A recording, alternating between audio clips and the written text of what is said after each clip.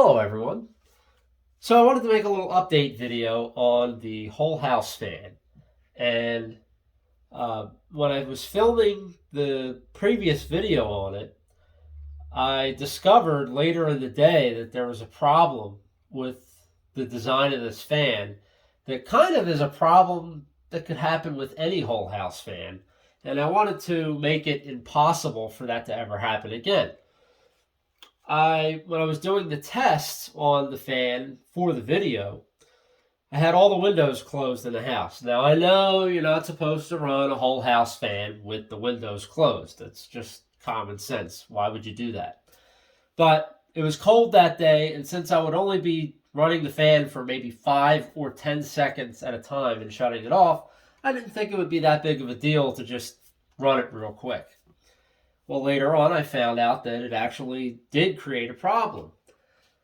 There was such a high level of vacuum in the house from that happening, even that quickly, that it extinguished the light, or the pilot light, excuse me, on the water heater. I only found that out because I went to use hot water and there wasn't any. So after resetting the pilot light, getting that all back up and running again, I thought about it and I said, it's got to be something to do with the video that I did because of the vacuum in the house. And it was at that moment that I realized I need to make some kind of device that will cut power to the fan if there's too much negative pressure in the house. And that's just what I did.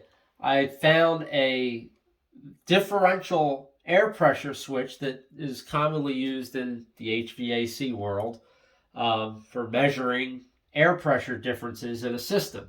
So for this system, I'm measuring the air on the intake and the exhaust side of the fan. And if that difference becomes too large, it will disable the entire system and it will shut it down. So it's a variable adjustment. There's a little dial on the switch, and I can tweak it and fine tune the adjustment to whatever I would like it to be. I've decided to make it so that the fan will run with 2 windows open, or if I have the large back patio door that it's a sliding door that has a screen in it, if that's open, the fan will run just fine. But if only one window is open or the back door is not fully open, it's just enough resistance that I could start to feel a little bit of airflow coming down through the flue pipe on the water heater. And I didn't want that, so it will shut the fan off at that point. So we're going to do a little demonstration here.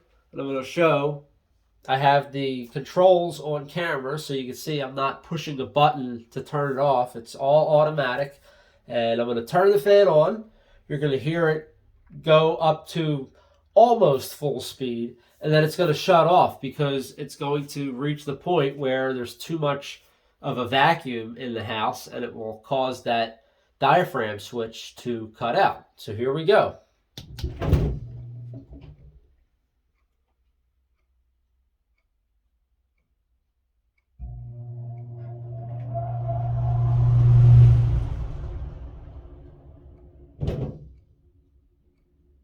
So as you can see, the fan cut off.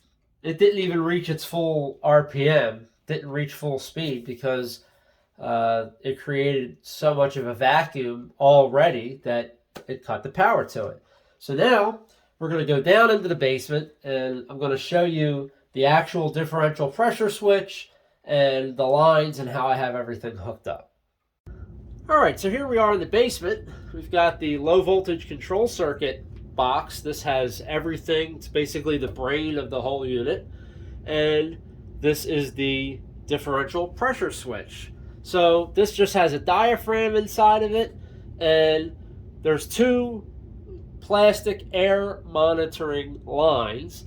And when the pressure in the 2 lines has a difference up to whatever my set point is, it will pull that diaphragm in just to the right amount where it will trip the switch, and it will open the circuit that I have for this fan. It'll shut it off, and that'll be that. So These lines, I have them go up to the attic where the fan is. One is tapped into the intake side of the plenum box, and one is tapped into the exhaust side. So under normal conditions, if the fan's running properly, there's always still going to be a little bit of a difference in pressure from the intake and exhaust side of the fan, but it's not going to be that significant.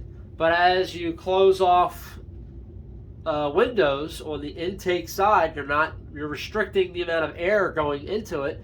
That pressure difference goes up, and once it reaches whatever the set point is, it will trip that switch and open the circuit. It's really that simple. It's not a whole lot that goes on with that, but and really this is something that could be done for any whole house fan and prevent you from ever having a extreme vacuum scenario where you end up taking out pilot lights or backfeeding flues and chimneys where it's reversing the flow and pulling the gases down into the house. You don't want that.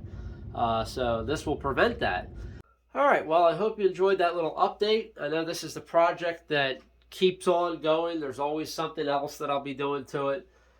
Who knows? The future will tell what the next thing is, but this was definitely a problem that I didn't want to have happen again. You don't want to have toxic gases coming down your chimney when they're supposed to go up, or blowing out pilot lights. You just don't want any of that stuff to happen. So this corrected the problem, and it certainly seems effective right now, but we'll see. The future will tell how well it works. And when the warm season comes, this is being filmed right now in the middle of the winter time, so when the warm season comes, I'll probably make another update video to show just how well everything is holding up and performing. But that is it. That's the latest update on the whole house fan. So thanks for watching. Please like and subscribe, and have a fantastic day.